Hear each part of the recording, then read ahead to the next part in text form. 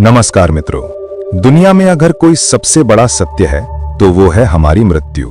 कोई कितना भी बुद्धिमान हो, कितना भी शक्तिशाली या अमीर हो, मृत्यु से कोई नहीं बच सकता। लेकिन जब कोई हमें छोड़कर चला जाता है तो सवाल सिर्फ ये नहीं होता कि वो कहां गया, बल्कि ये होता है कि अब उसके साथ क्या हो रहा है। क्या वो हमें देख रहा है?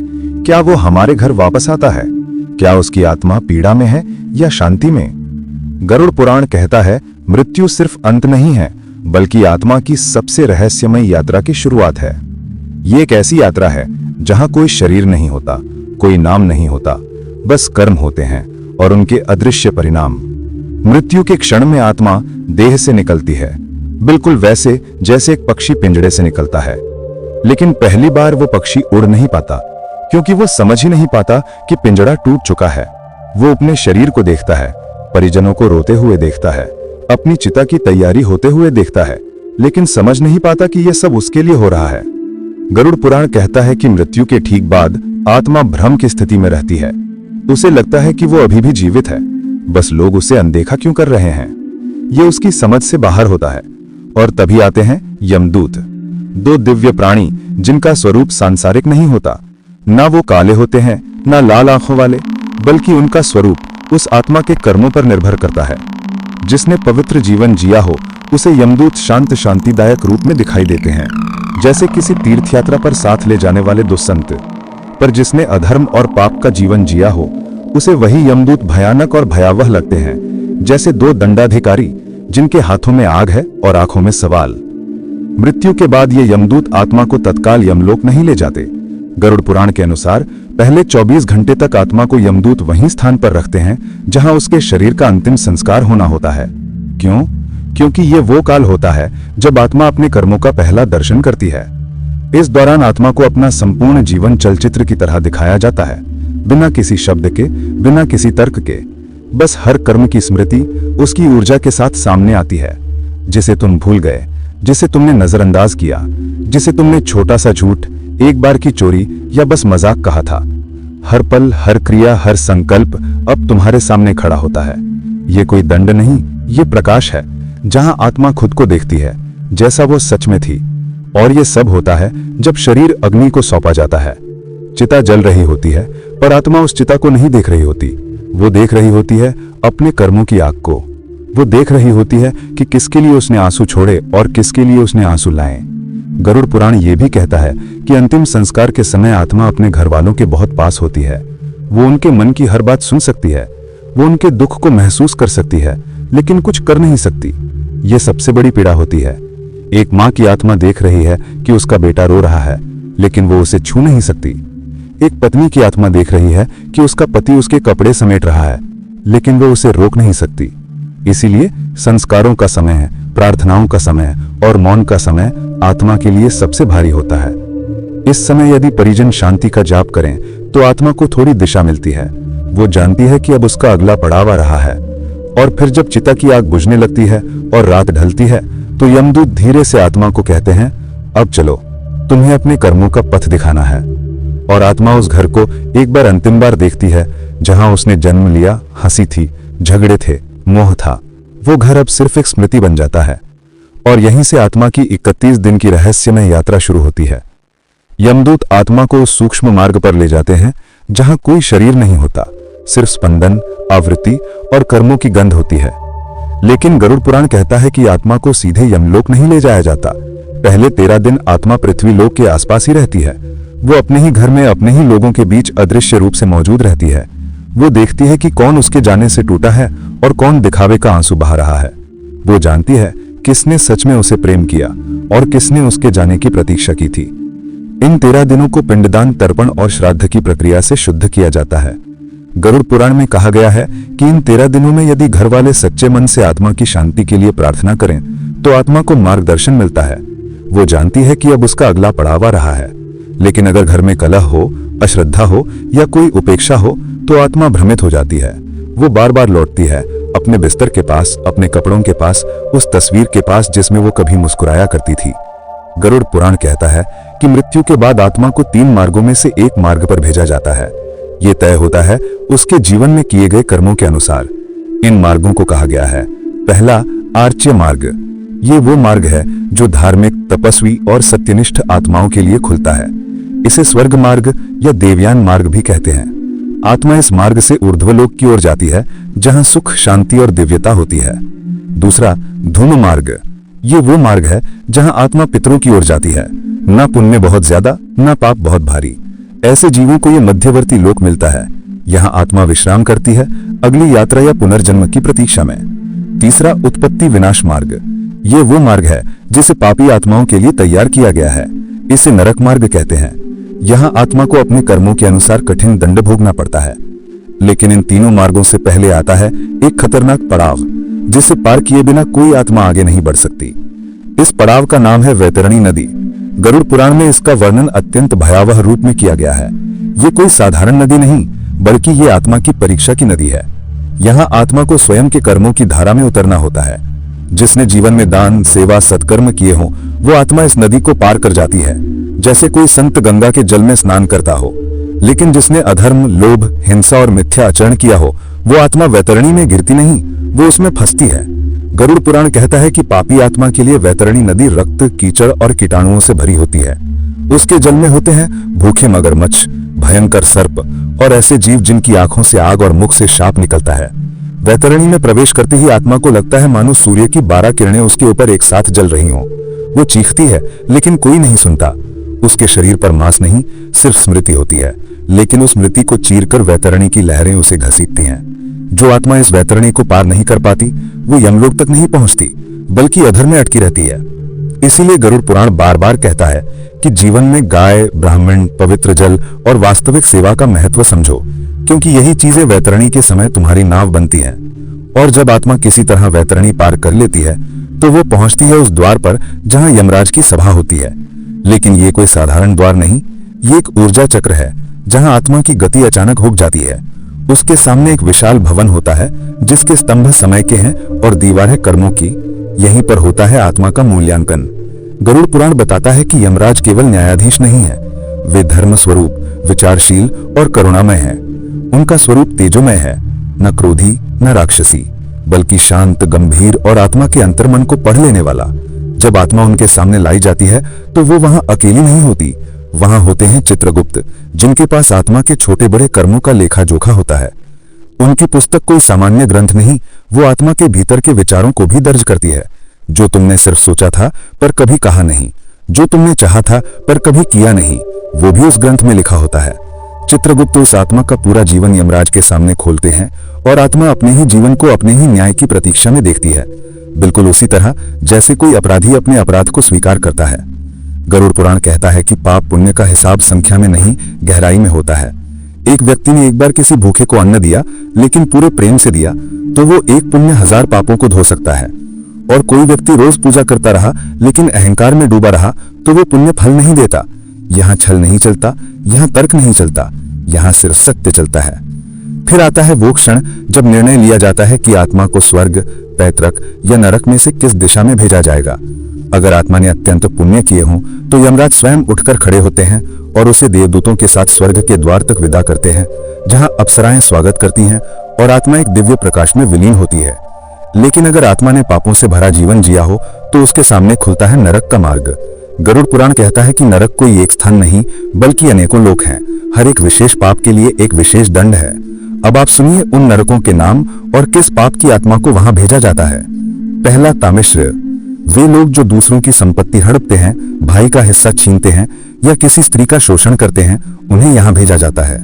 यहाँ आत्मा को लोहे की रस्सियों से बांधकर घना अंधकार दिखाया जाता है, जहाँ समय, ध्वनि और चेतना सब छीन ली जाती हैं।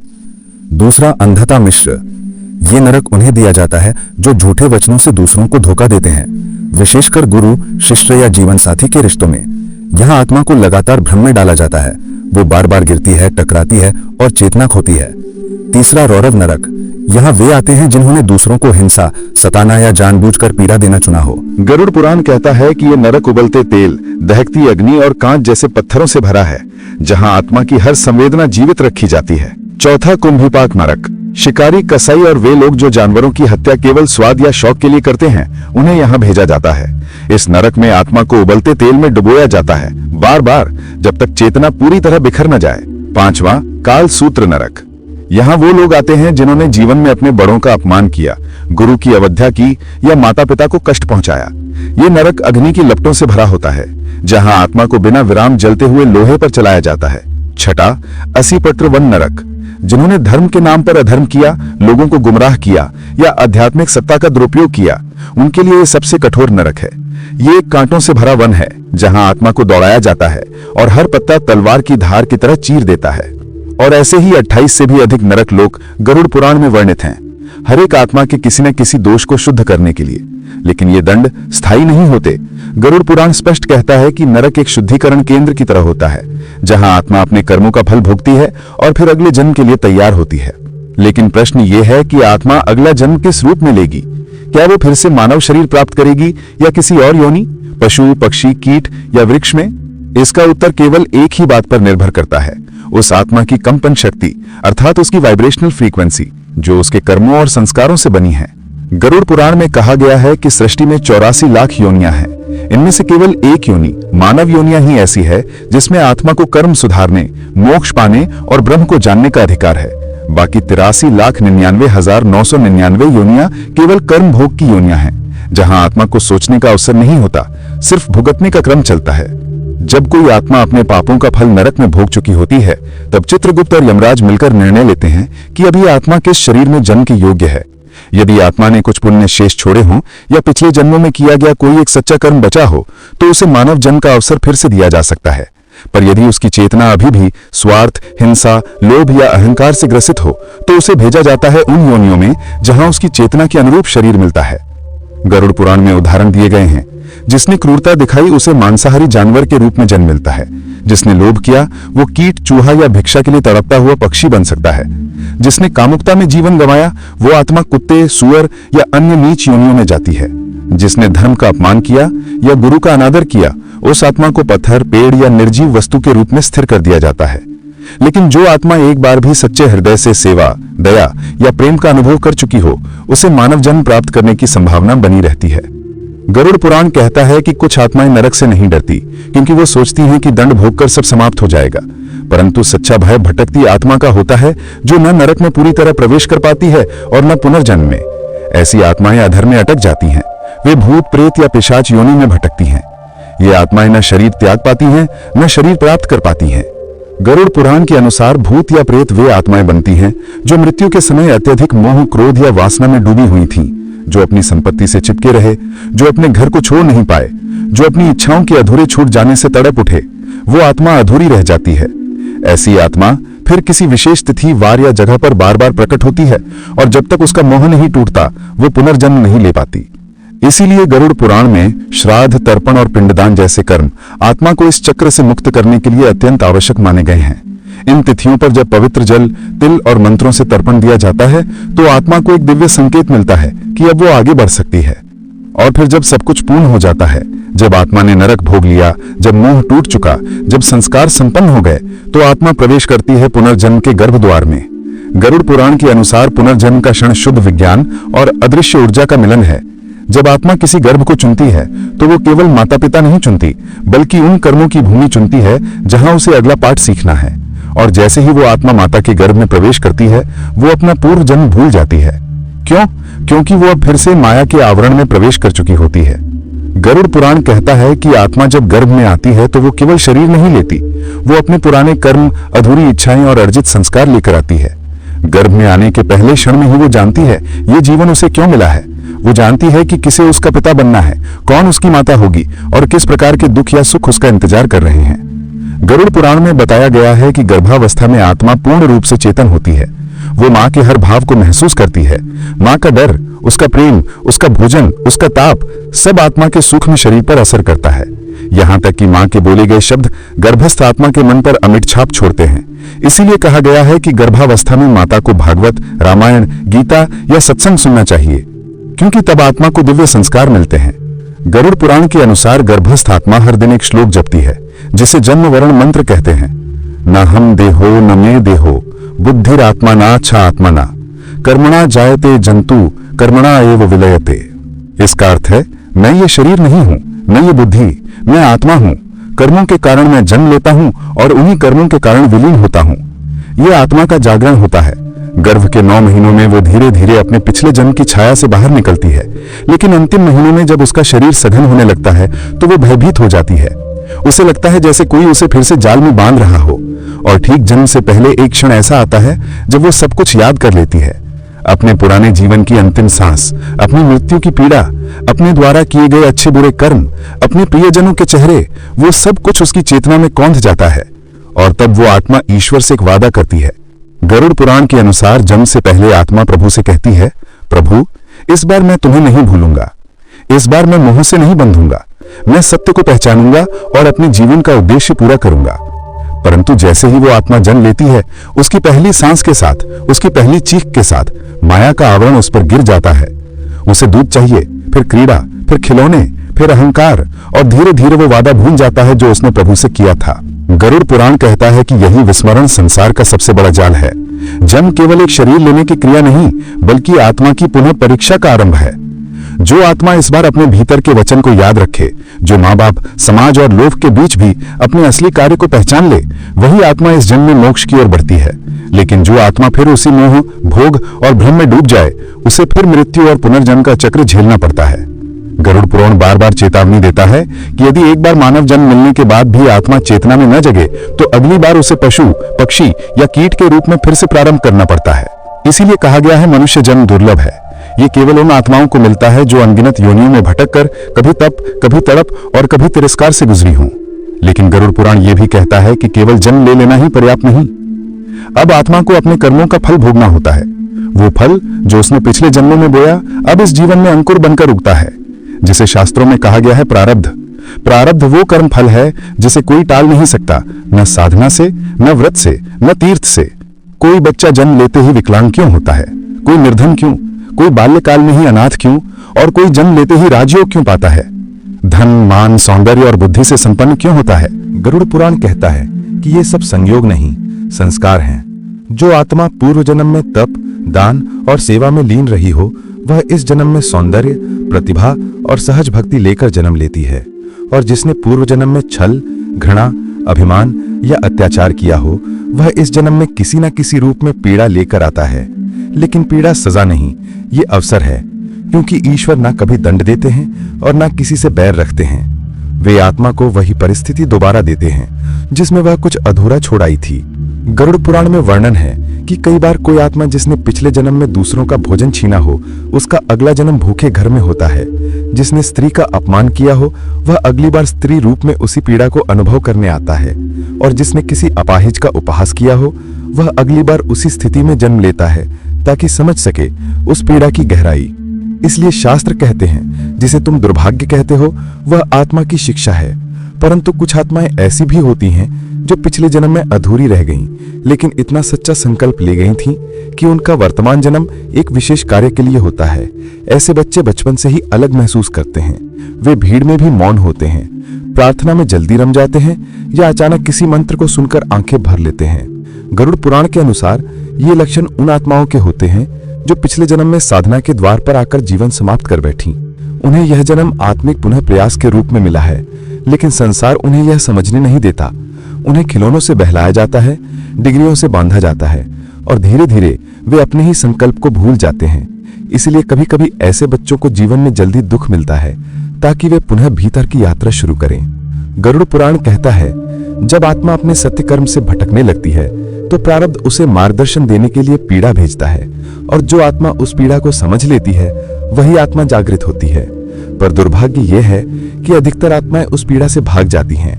वे शिकायत करने लगती हैं, मैंने क्या किया था जो मुझे यह जीवन मिला। लेकिन अगर वे सिर्फ इतना जान जाएं कि हर दुख, हर सुख, हर क्षण उसी आत्मा का चुनाव था, तो शायद वे ईश्वर से लड़ना छोड़कर उन्हें समझने लगें। गरुड़ पुराण इसीलिए कहता है कि आत्मा जब जन्म लेती है तो उसका पहला कर्म है स्मरण। यदि वह ईश्वर को स्मरण करती रहे तो प्रारब्ध उसकी परीक्षा नहीं लेता, बल्कि पथ बन जाता है। पर जैसे जैसे आत्मा जीवन के जाल में फंसती है, वह कर्मों की नई श्रृंखला रचती है, जिसे कहते हैं क्रियामान कर्म। ये वर्तमान जीवन में किए गए कर्म हैं जो भविष्य के फल बनते हैं, और इसी चक्र में आत्मा फिर उलझ जाती है। जब तक वह यह ना समझे कि वह केवल शरीर नहीं, बल्कि उस चेतना की एक चिंगारी है जो ना जन्म लेती है, ना मरती है, तब तक वह मुक्त नहीं हो सकती। लेकिन क्या कोई आत्मा इस चक्र से मुक्त हो सकती है? क्या सचमुच कोई मृत्यु के पार जा सकता है? गरुड़ पुराण का उत्तर है हाँ, पर यह हाँ कोई आसान मार्ग नहीं है। मोक्ष ये शब्द जितना सरल लगता है, उसकी यात्रा उतनी ही कठिन, उतनी ही सूक्ष्म होती है। गरुड़ पुराण में कहा गया है कि मोक्ष का अर्थ केवल मृत्यु के चक्र से बाहर निकलना नहीं, बल्कि आत्मा का परम सत्य में विलीन हो जाना है। यह वह स्थिति है जहां आत्मा न पुनर्जन्म मांगती है, न मृत्यु से डरती है। वो मैं और मेरा के बंधन से मुक्त हो जाती है। वह आत्मा जो अपने सभी कर्मों को पूर्ण कर चुकी हो, जो किसी से शिकायत नहीं रखती, जिसके हृदय में ना द्वेष हो ना लोभ, वही आत्मा मोक्ष के योग्य होती है। गरुड़ पुराण कहता है कि मोक्ष 3 मार्गों से संभव है। एक ज्ञान मार्ग, जहां आत्मा यह जान ले कि वह शरीर नहीं है, वह अहम का त्याग करे और परमात्मा को अपने भीतर अनुभव करे। 2 भक्ति मार्ग, जहां आत्मा ईश्वर को प्रेम में पुकारे, बिना किसी स्वार्थ, बिना किसी अपेक्षा, जहां मैं मिट जाए और तू ही शेष रह जाए। 3 कर्म मार्ग, जहां हर कर्म ईश्वर को अर्पित हो, न फल की इच्छा, न पहचान की कामना। जब इन तीनों मार्गों का संगम आत्मा के भीतर होता है, तो वह धीरे धीरे भीतर से शुद्ध होती जाती है। एक दिन ऐसा आता है जब शरीर गिरता है, लेकिन आत्मा रुकती नहीं। न यमदूत आते हैं, न वैतरणी पार करनी होती है, न नरक, न स्वर्ग, न पुनर्जन्म। बस एक शांत प्रकाश प्रकट होता है। गरुड़ पुराण कहता है कि मोक्ष प्राप्त आत्मा को देवदूत लेने आते हैं, जो उसे ब्रह्मलोक की ओर ले जाते हैं। वहां कोई प्रश्न नहीं होता, कोई निर्णय नहीं, कोई न्याय नहीं, बस मौन होता है।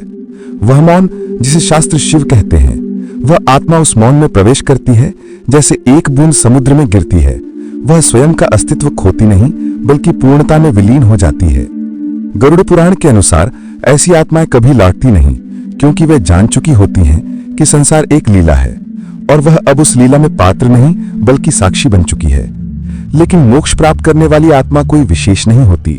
वो हम में से ही कोई होती है, जो एक दिन रोया था, जो टूटा था, जो भटका था, लेकिन जिसने अंततः अपने भीतर की उस प्रकाश किरण को पहचान लिया था, जिसे आत्मा कहते हैं। तो मित्रों, मृत्यु केवल एक देह का अंत नहीं, बल्कि एक आत्मा की यात्रा का पुनः आरंभ है। ये यात्रा वैतरणी से होते हुए यमलोक तक जाती है, फिर पुनर्जन्म, प्रारब्ध और फिर वही मोह माया। लेकिन जो आत्मा इस चक्र से ऊपर उठती है, जो अपने क्यों के पार जाती है, जो जान जाती है कि वह स्वयं ईश्वर की ही एक बूंद है, वही आत्मा पाती है मोक्ष। और यही है वो अंतिम सत्य, जिसके बाद कुछ जानना शेष नहीं रहता। आपका आभार कि आपने इस संपूर्ण यात्रा को अंत तक सुना।